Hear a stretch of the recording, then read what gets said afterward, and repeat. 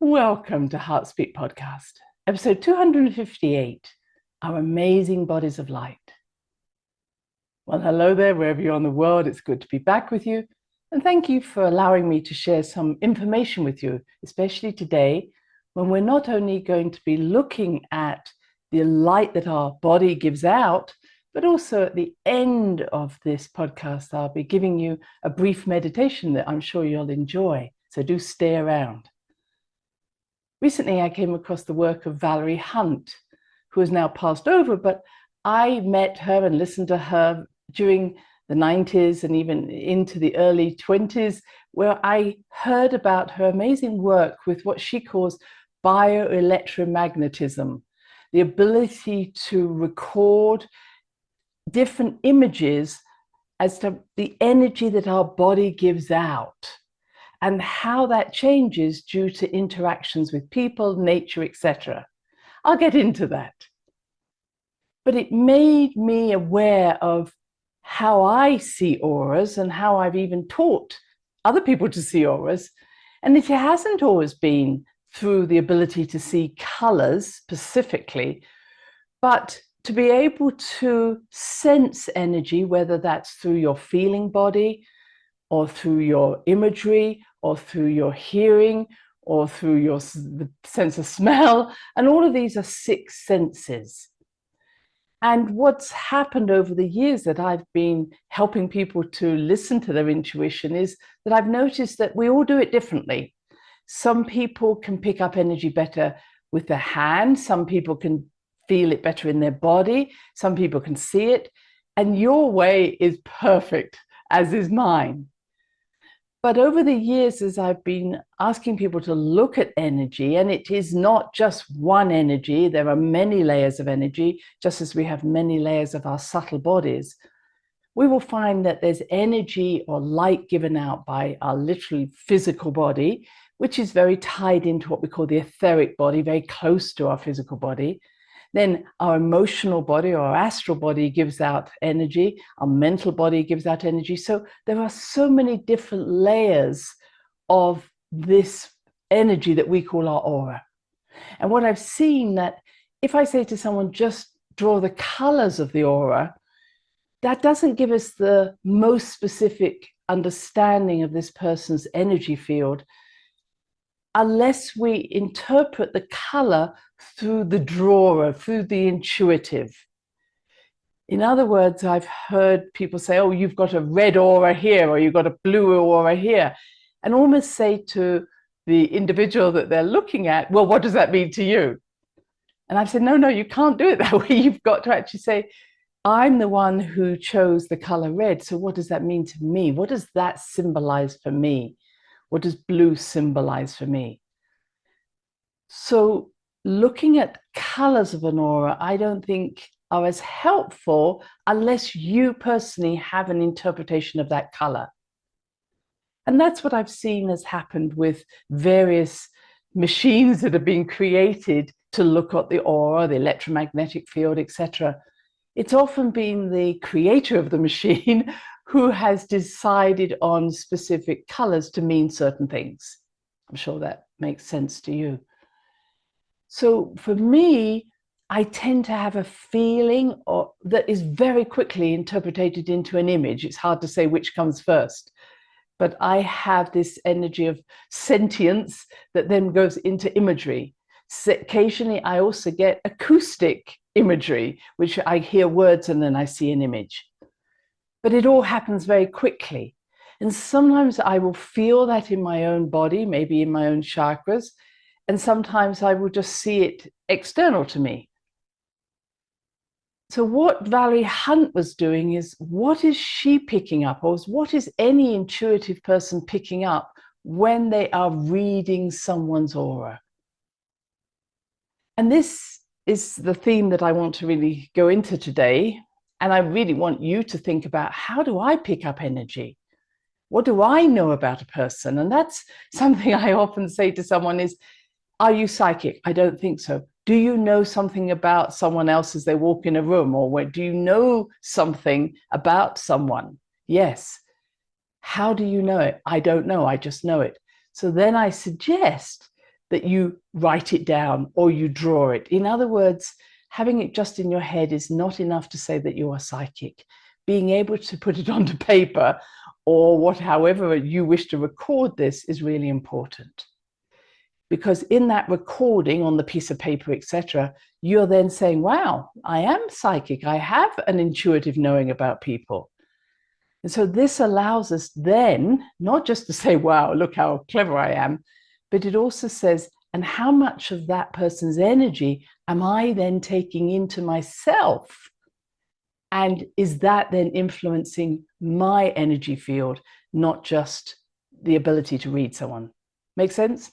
And this is very much part of Valerie Hunt's work, or her later work. She looked at the interaction between people. How much are we taking on? What's happening with those photons of light that are passing between us? How much of that is sticking to me? How much is it sticking to you? Is it at all interconnecting? And this is really where she became very fascinated by the interaction between people, especially, but also between nature and people, etc. So the ability to know that we pick up information, the next step has to be, and how much of that am I taking on? Because this is really the work that became into being around the 1920s and then was so-called rediscovered by Fritz Albert Popp in the 1970s. And he really was the one that coined the phrase biophotons. So photons are light particles, you could say. Bio is the body. So biophotons is what's happening in our body with light. How do we, or how does our light body, our subtle bodies, interact with light that's coming from our atmosphere? And photons at the moment are the really important feature. Everybody's talking about photons and photons of information. Light carries information. Or another way I like to say it is that light informs. So somehow these photons of light cause a change within our body. And that's really what Fritz Albert Popp found. So let me come back to his research. He initially looked at a leaf, put it into a cabinet where there was no other light, and he saw that this leaf was giving off light. And this really was the beginning of Kirlian photography, if you've come across that, and really many of those machines that measure both light and electromagnetic light. So he said, look, here's a leaf, it's giving off light, there's no source of light for it, the light is coming from the leaf, and what he said, that all living beings give off light. That was this the biophotonic emissions. And so then he took a human and he said, wow, they're giving off light, and it's a low frequency light, or at a low power, I should say, at the sort of low ultraviolet level, crossing across the color spectrum, maybe into the high infrared. So it isn't a powerful light, but it gives off a light. And what he really thought was amazing was, it was non-thermal. So people would say, oh, it's just heat. And he said, no, there's no heat in this. It's not heat produced. The other thing he said, it's coherent light. And coherent light is like a laser beam. The light we might have on in a house is non-coherent. It's kind of all over the place. But the more coherent a light is, the less you need of it, because it will pinpoint something very easily.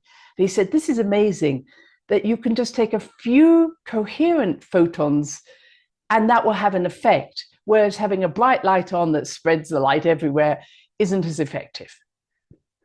And I think that was, having listened to so many of his YouTubes recently, trying to understand what he was saying, I think that was one of the themes that he really stressed. It wasn't just that we emit light, we actually absorb light.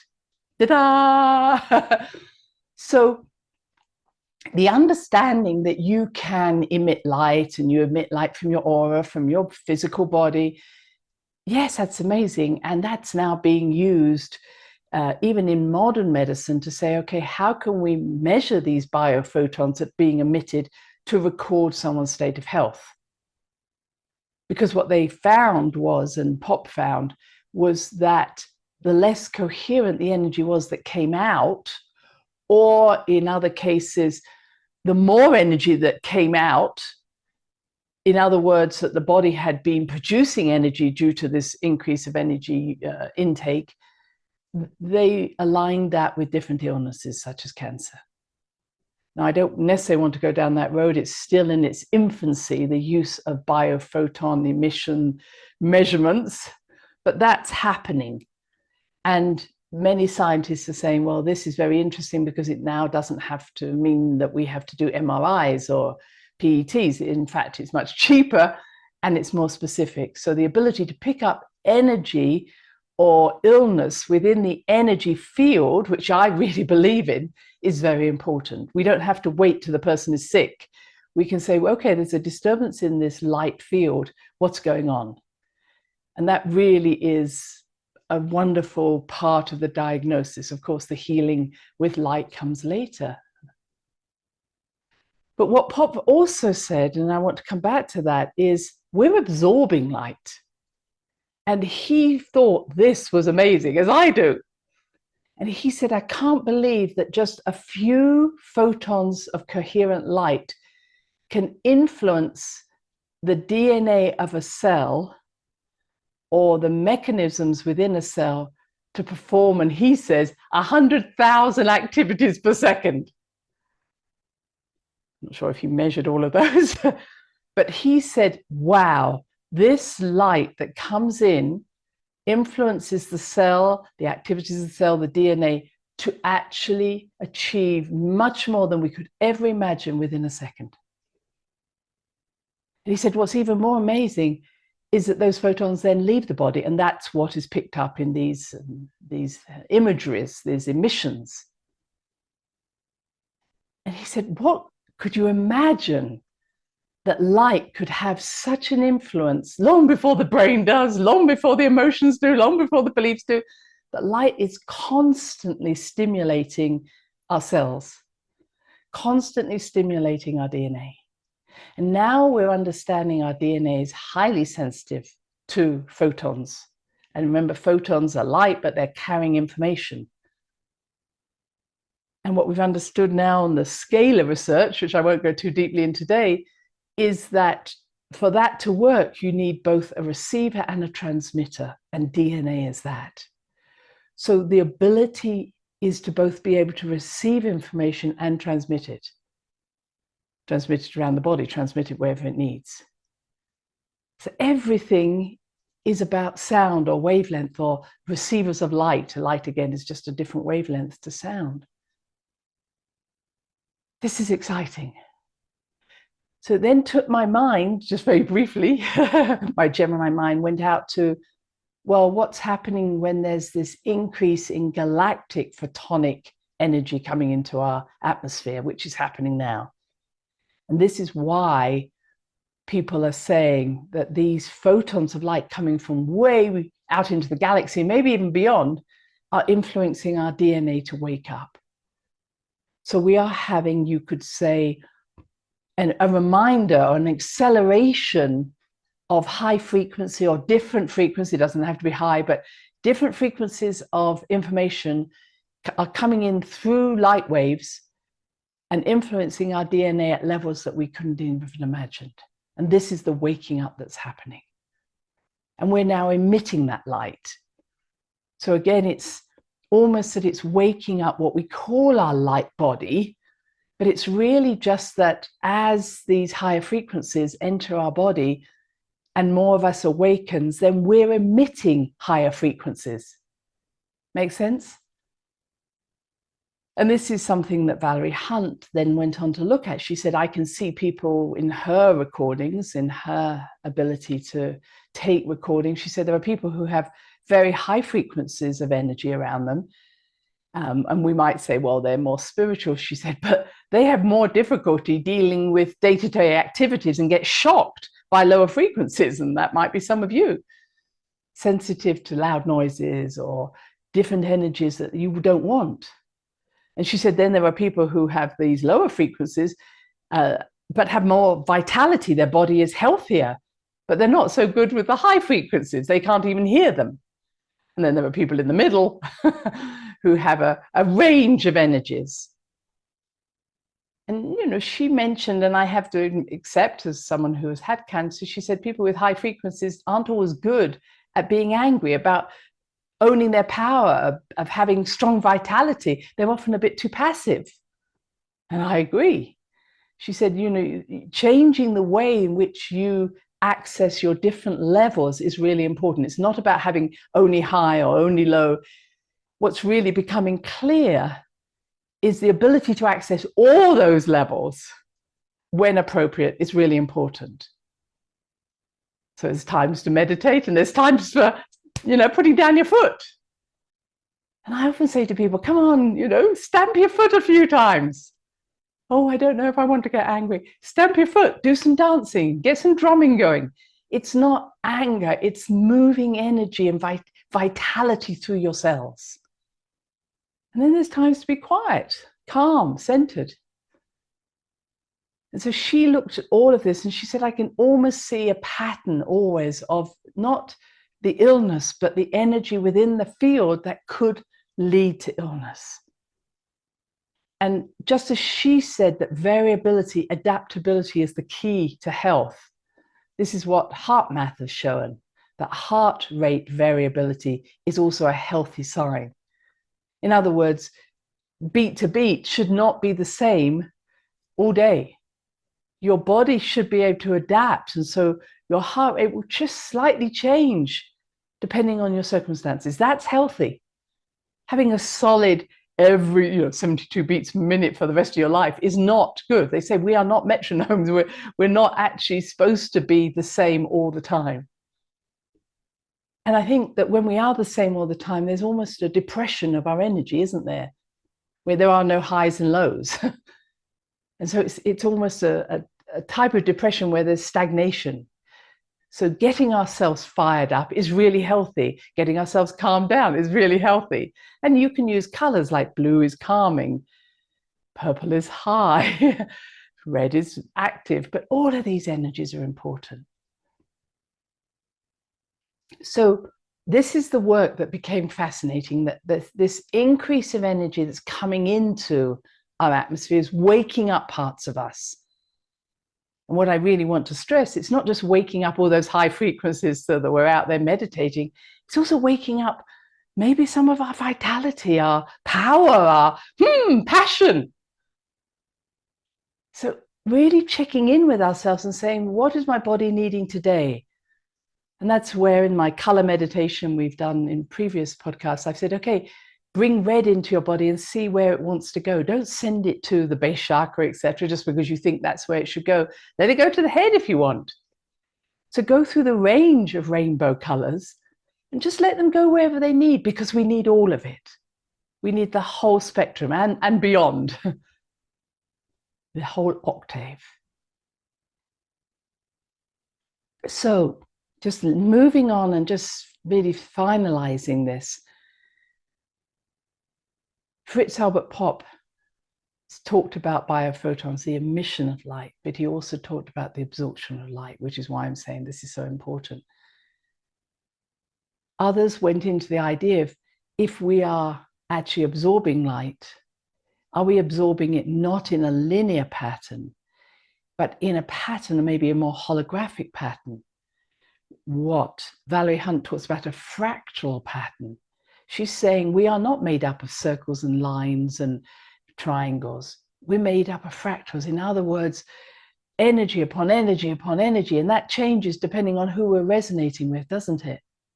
And that's what I've become aware of, is that too often we're trying to fit ourselves into a box, when really every day my energy is changing according to the frequencies that I'm resonating with. So she calls it fractal imagery. Someone else said that maybe that's how we connect to our higher self, our other selves, through holographic biophoton energy. In other words, we are carrying with us the light, the energy of all lives now. We're going to look at that in another meditation or another podcast. So let's just finish with Valerie Hunt's work. As I say, she went on to say, okay, if she did what we call fractal imaging, looking at the different frequencies, the powers that are coming into someone. So she saw again that power, the amount of strength you have, is just as important as the frequency you're using. So if you're, you might have a high frequency, but there's no power to it. Or you may have a lot of power, but you're actually not applying it to the right frequency. And this tied me very much into homeopathy, which of course I love. It was always about finding the right frequency. If you gave too low a frequency to someone whose problems were on a higher level, or let's say less physical, it wouldn't work. And it's vice versa. If you gave too high a frequency to someone whose problems were very physical, the homeopathy didn't work. So she was really saying how, if we're going to bring healing, we have to understand that not only do we bring the right frequency, but the right healer. And she said many times a healer didn't have an effect because they were not aligning to the frequency of their patient. They were coming in with their frequency, whatever that was, and it was missing. And that's what she could see in her imaging, was just how either energy was blocked or it was overwhelmed, but there was just a big miss. That's why resonance is so important. Resonating with your healer is not just, oh, I like them, but feeling that they're on the same wavelength. Yes. And resonating with the world around us, with the plant kingdoms, with the food we eat, with the world around us in terms of nature, with things we read in a magazine or we see online. If they don't resonate, stop reading them. Stop seeing it. If somehow it disturbs you beyond a normal disturbance to help you to wake up a little bit, but when something really jars, move away. If something doesn't affect you, move away. So we're going to end with just a meditation that Valerie Hunt suggested, and I have been practicing this a little bit since I read it, but I'm just going to share it with you. So what we're going to do is bring in energy into the level of the heart chakra. And she's saying that resonance is when two energies of equal frequency come together and create what is called a standing wave. And when that standing wave is full, then what happens, it stops just standing and it starts to circle out, going to all the parts of the body that need it. And she calls that scalar wave circling. She says you can also set intention with this. So you can say, I want this to do this.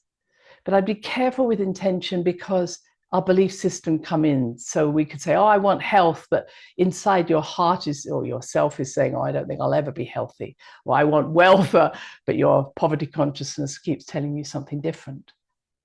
So I would practice this just with color. Just use the 7 colors of the rainbow. And then again, you can go into higher octaves if you wish, but use the 7 colors and really do, as I suggested previously, just let that color go to wherever it needs to go. So to say to yourself, let this color go to wherever is needed. You can, if for instance, if you're using red, you can say, let this red vitalize any cell that needs it. The blue, you could say, let this blue calm any cell that needs calming. Let this purple bring spiritual enlightenment to any cell that needs it. Again, you can use what colors or the meaning of colors as you wish. I'll just remind you that orange is about relationships. So let this orange bring perfect relationships to me. Yellow is creativity. Green is as a type of harmony and balance. Then blue is a calming. Indigo is a pain relief, and purple is a higher spiritual awareness.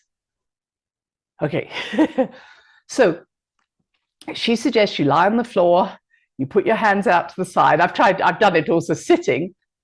And what she says that on the inhale, you imagine that in your hands, you have balls of color, balls of light, which are colored.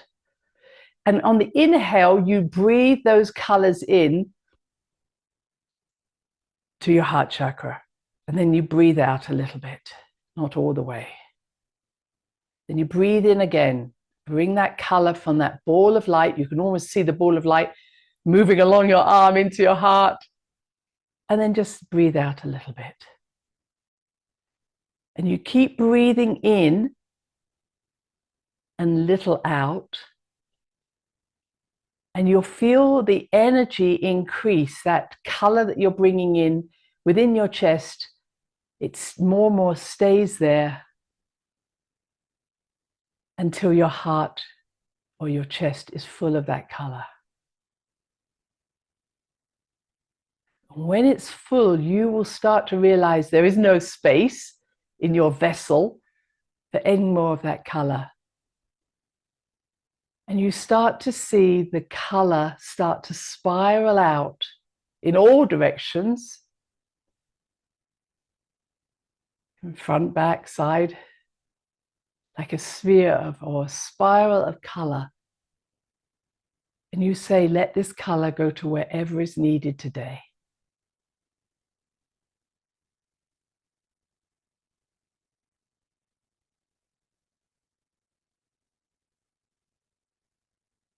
And then you rest yourself. Now, she suggests this may take 10 minutes. We've just done it in a few minutes. You can do it as many times a day you want. Of course, you don't always have to hold your arms out. You can say, let this color come into my heart, but always 2 colors, 3 if you want, but really just 2 directions, creating a standing wave, then letting that energy circle out. I hope this has excited you. The way we can take in color or in light, create a resonance with that light, and then let that light inform us. And as we do that, our body, mind, spirit come into balance, optimal energy, so that we can be adaptable to what comes into our world and also find ourselves coming back to a stable, centered place where we know I am that I am. Until next time, bye-bye. Thanks for listening to the HeartSpeak podcast with Dr. Christine Page. Please check out all HeartSpeak episodes in the podcast archive section on www.christinepage.com. HeartSpeak is also available on iTunes, Spotify, Google Podcasts, Sticher Radio, and now playing on Amazon Music and iHeart Radio. You can also watch the archive podcast on Christine's channel, on YouTube, and now on Rumble. Connect with Christine on Instagram, LinkedIn, and Facebook, including her newest Facebook group, The Great Mother Calling. Do share with family, friends, colleagues. Join us next time for another edition of HeartSpeak.